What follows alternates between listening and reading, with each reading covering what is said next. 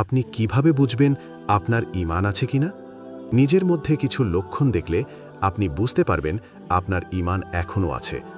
শুনুন, সেই লক্ষণগুলো কি কি? 5টি বিষয় যদি আপনার মধ্যে থাকে তাহলে বুঝে নেবেন আলহামদুলিল্লাহ আপনার ঈমান এখনও আছে। আর যদি এই 5টি বিষয়ের মধ্যে কমতি থাকে তাহলে দেরি না করে আজই তওবা করে আল্লাহর পথে ফিরে আসুন।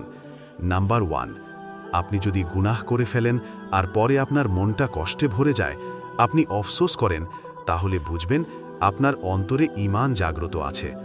নাম্বার 2, যদি কখনো নামাজ মিস করেন আর আপনার মন হয় আজ কিছু একটা খুব গুরুত্বপূর্ণ মিস হয়ে গেছে, তাহলে বুঝবেন এটা ঈমানের শক্তিশালী আলামত।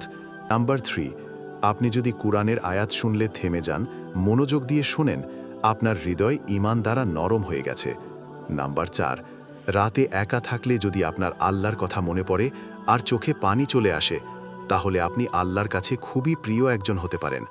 নাম্বার 5, আপনার ভিতরে যদি গুনাহ থেকে বাঁচার ইচ্ছা জাগে, আপনি নিজেকে ভালো মানুষে রূপান্তর করতে চান, তাহলে ইনশাল্লাহ আপনি ঈমানদারদের তালিকায় আছেন। ভাই, যদি এই 5টি লক্ষণ আপনার মাঝে থাকে, আলহামদুলিল্লাহ আপনি একজন সৌভাগ্যবান মানুষ। আর যদি কিছু না থাকে, এখনই সময় তওবা করে ফিরে আসার।